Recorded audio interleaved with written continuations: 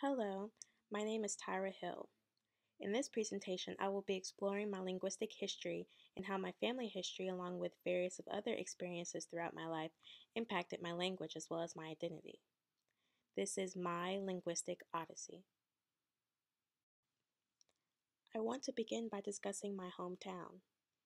I was born and raised in an independent city called Danville. As you can see on the map to the right, it is located directly above the Virginia and North Carolina border. It's a historic town that is known for its involvement in the Civil War, the Civil Rights Movement, and the Industrial Era. In the pictures off to the right, you will see the downtown area, the Dan River, and Dan River Mills, a historic fabrics factory that provided people, including my grandmother, with a great amount of jobs until it closed down.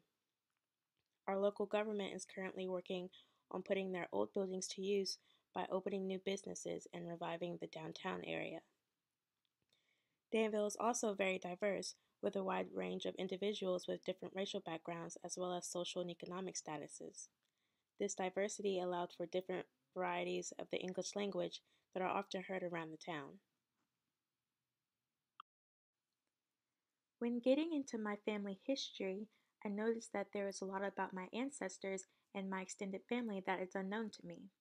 So, for this assignment, I focused on my immediate family as they had the most impact on my language use anyway. My mom was born in Danville, but moved back and forth between Danville and Chatham throughout her childhood until permanently establishing a home in Danville. She was born into a poor family, but was able to climb the social and economic ladder by attending college for nursing. She values hard work, education, and Christianity. These values are reflected in how she raised me. My dad was born in Petersburg, Virginia, and he later moved to Danville after college. He currently resides in South Carolina. Like my mom, my dad was also born in a poor family and eventually climbed his way up the social and economic ladder through college as well. He also values hard work, education, and Christianity. I grew up in monolingual households where we only used English. I say I grew up in monolingual households, plural, because my parents broke up when I was little, and although I lived with my mom, I feel that both parents influenced my language. Because both of my parents are African American, I grew up surrounded by African American culture. Although I was immersed in this culture, I also felt isolated due to the way I spoke. I will explain why. When reflecting back on my childhood in search of experiences that impacted my language, I came across memories of my parents' code switching habits. Whenever they were conversing with their peers in a casual setting, they would speak using African American vernacular English, which is a variety of English that has its own unique grammatical, vocabulary, and accent features and is often used by working and middle class African Americans. However, when addressing me, they would speak using standard English. I now realize this was an attempt to construct the way I spoke, and it worked. As a kid, I was often told I spoke proper or that I spoke like a white person, which is why I often felt different or isolated from the culture I was surrounded by. This, as I will discuss later, greatly impacted my identity. Two things I really enjoyed doing as a kid was reading books and singing songs from my favorite princess movies. I feel that these activities played a role in my language learning as well as further establishing a standard English dialect and accent in regard to the way I spoke. To the left, I have a few examples of books I read when growing up. As you can probably tell, I have a real interest in fiction and fantasy. I learned a few new words and phrases from these books as I was growing up. To the right, I have some examples of Barbie movies and Disney movies that I repeatedly watched and sang along to.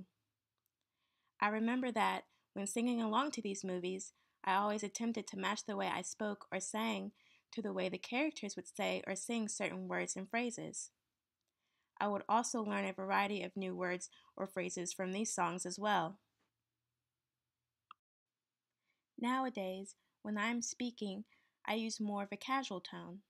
However, when I'm giving a speech, which is something I do often as a communication studies major, I use a professional tone along with more professional diction. In regard to writing, it is vice versa. Most of the time, I use a professional tone when writing. This is because when I'm writing, it is usually for an important assignment. However, if I'm writing a story just for fun, I tend to use more of a casual tone, like I'm having a conversation with friends. I tend to prefer written language over spoken language because I find it easier to express myself through writing. To conclude my presentation, I want to discuss how my language and my identity are intertwined. As I previously mentioned, my parents constructed the use of my language to include standard English dialect. I believe their intentions were to provide me with a better, more superior way of using English. In other words, they didn't want me to appear uneducated since African American vernacular English was often seen as an uneducated way of speaking.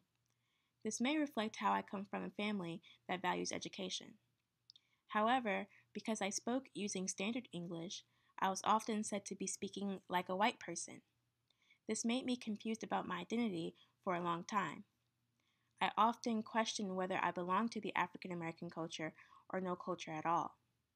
Today, I consider myself to be immersed in the African American culture despite never having spoke using African American vernacular English.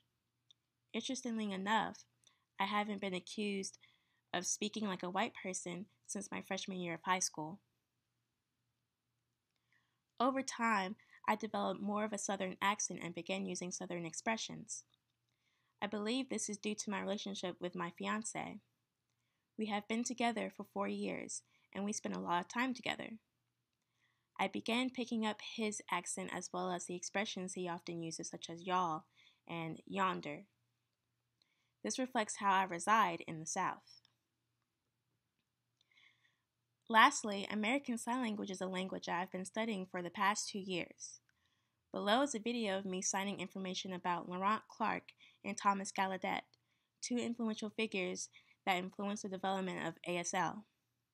I consider myself a member of the deaf community, and I plan on using my knowledge of ASL and deaf culture to educate others. I want to teach my future children ASL, and I believe this reflects my desire to end monolingualism in my family.